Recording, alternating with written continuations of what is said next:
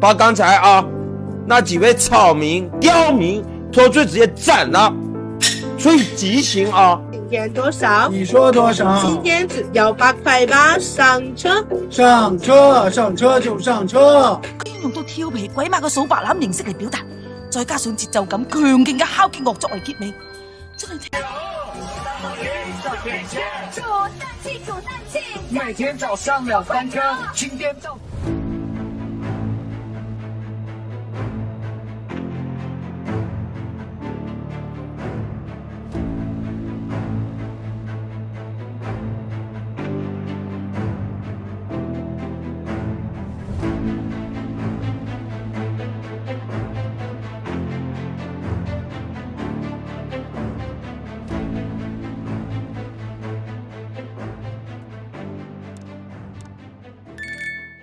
四环看了一个新闻，标题叫做江苏在编专业人才下海创业可留编制3年，一下就冲到热搜上了。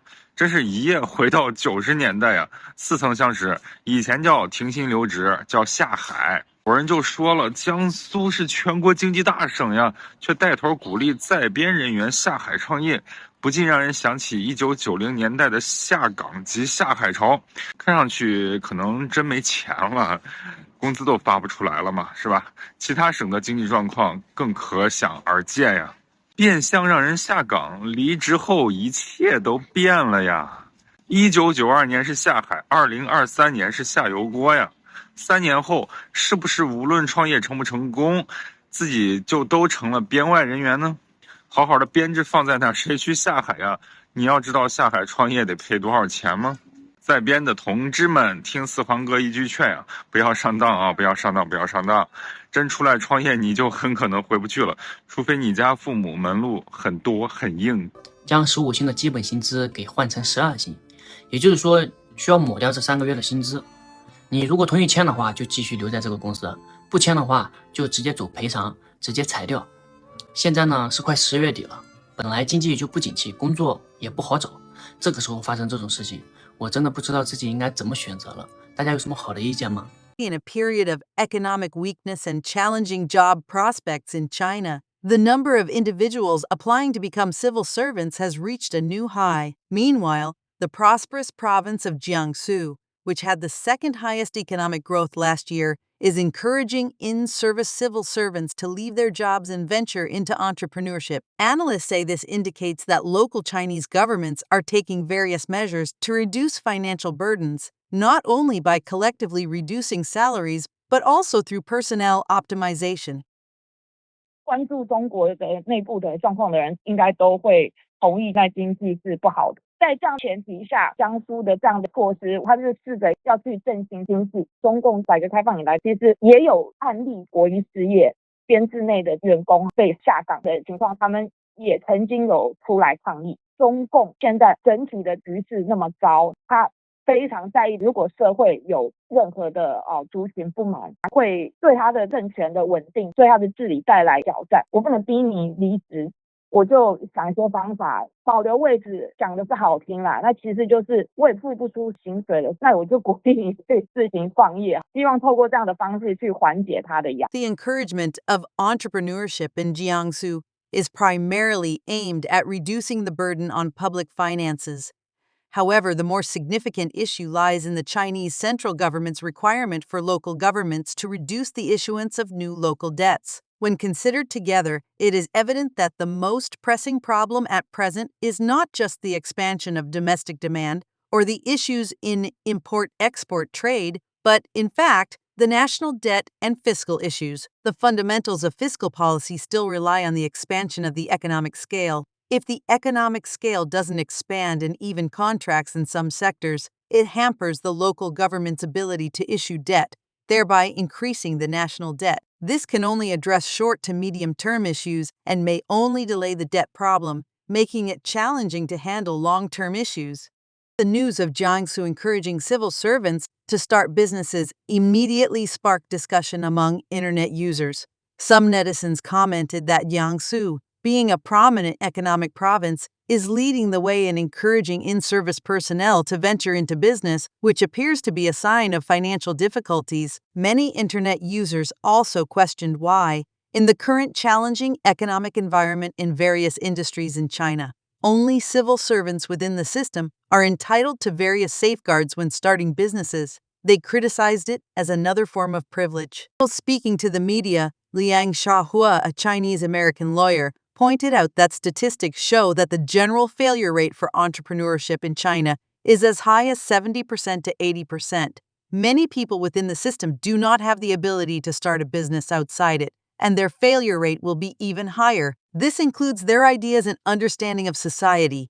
They are disconnected from society. He added that in the 1980s and 1990s, China was in the early stages of reform and opening up, and there were abundant opportunities for earning money, far more attractive than the meager salaries of maintaining an iron rice bowl. Talents who left the system were more capable of dealing with the government, finding projects, and therefore attracted many civil servants and personnel from business units to join the business world, becoming a vital driving force for China's economic rise. He mentioned that China's current economic situation can be considered at the end of the reform and opening up period, with Chinese President Xi Jinping implementing a policy of isolation and the state advancing while the private sector retreats. Private enterprises in various industries are under heavy pressure. Entrepreneurs today face a completely different market than before. He pointed out that individuals embarking on entrepreneurship while on leave are stepping into a firestorm,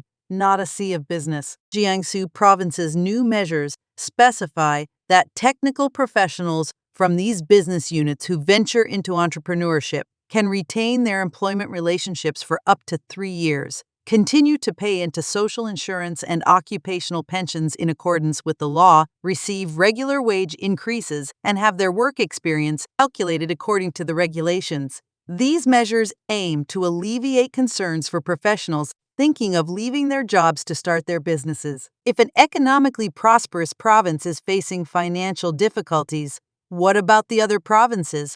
Some argue that back in the day, China was full of opportunities, and it was relatively easy for people to start their own businesses.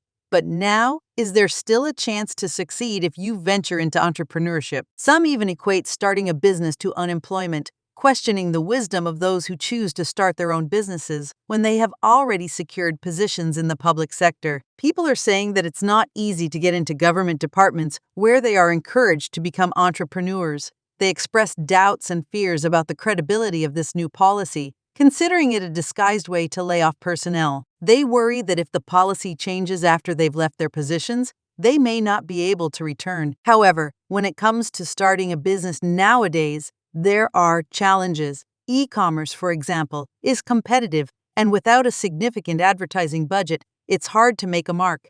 Advertising on platforms like Taobao requires substantial investment, and even then, there's no guarantee of success. The cost of entry for cross-border e-commerce is even higher, and without the right connections, it can be challenging to compete.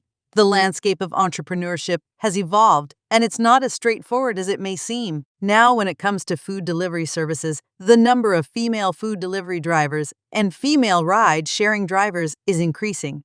Data shows that in 2020, only 9% of food delivery drivers in Beijing were female.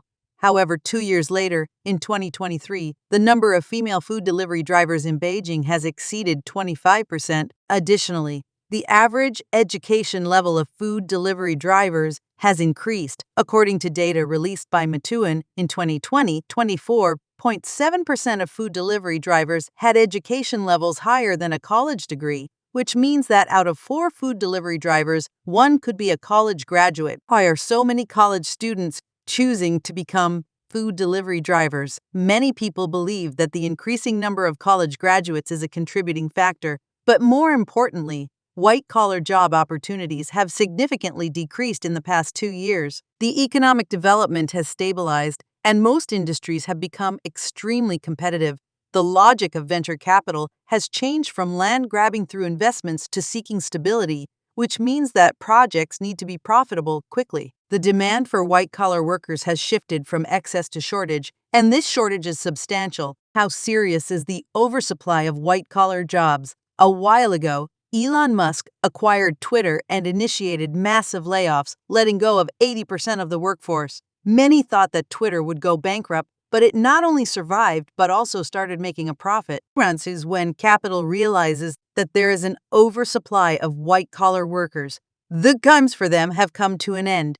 Since 2022, global internet companies have started massive layoffs, with the primary goal being to generate real profits. The downsizing of white-collar workers has resulted in a workplace displacement effect. Many college students who could have chosen white-collar jobs are being pushed into other industries, such as the food delivery industry. Unfortunately, even in the food delivery sector, there is now a displacement effect as it becomes more competitive and incomes are declining. According to Meituan's data, the number of Meituan's self-employed food delivery drivers grew from 4.7 million in 2020 to 6.3 million in 2023. If you add other platforms, there are now over 13 million food delivery drivers in total. With so many people competing in food delivery, prices have inevitably fallen. Some food delivery drivers say that even working a whole day, they can't make more than 100 RMB. When we understand the logic behind the difficulty of young people finding jobs,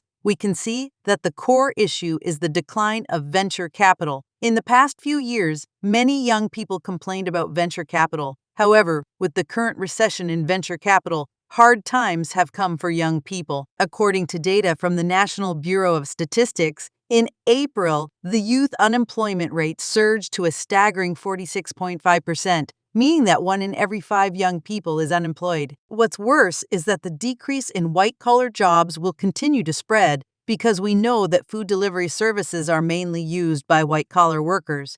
As the demand for white-collar jobs decreases, the demand for food delivery services also decreases, and as a result, there is less need for food delivery drivers. Finally, this disruption will affect many layers of the economy, and nobody can remain unaffected. So, while Jiangsu is encouraging entrepreneurship to boost its local economy, the realities of starting a business in today's economic landscape are complex and challenging. How can you earn so much foreign exchange in mainland China, especially considering the issue of advertising fees?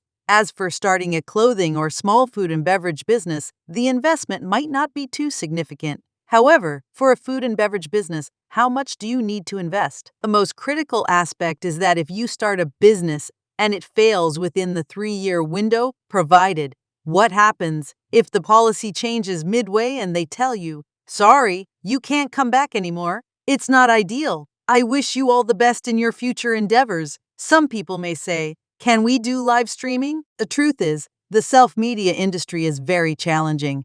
In China, for every 12 people, there is roughly 1 person engaged in live streaming. However, this number is likely underestimated because some are in the industry but not making money. According to a report in March, for every 10,000 young people, over 60% expressed an interest in becoming internet celebrities or live streamers. But in 2022, the live streaming industry already employed at least 1.23 million anchors, and the industry flourished during the pandemic. In 2022, the Chinese live streaming industry generated at least $480 billion in revenue.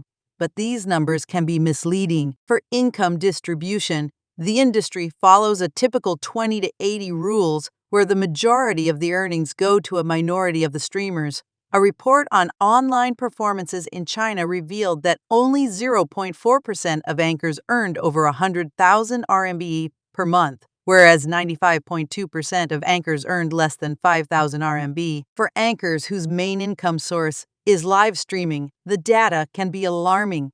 The data shows that those anchors making the most money tend to be highly educated, young, and well-versed in the profession. In terms of income, the industry is experiencing a downturn. In recent months, some platforms have reduced income, leading to the cessation of updates by many anchors. So, young people think of making a living through live streaming. They should be aware that it's an industry where only a few individuals make substantial earnings, while many others struggle to earn a decent income. The industry is highly competitive, and it's no longer easy to achieve success. In today's landscape, low-cost, time-intensive businesses may still require you to fight for your space. An executive of a live streaming supply chain company in Hangzhou, Zhejiang province, noted that income among top anchors has dropped significantly. Where they used to earn tens of millions per year, now it's considered normal to make only 1 or 2 million. Plus, even well-known anchors have had to transition to pure commission-based collaboration without paying platform fees, which the industry sees as a more reasonable arrangement.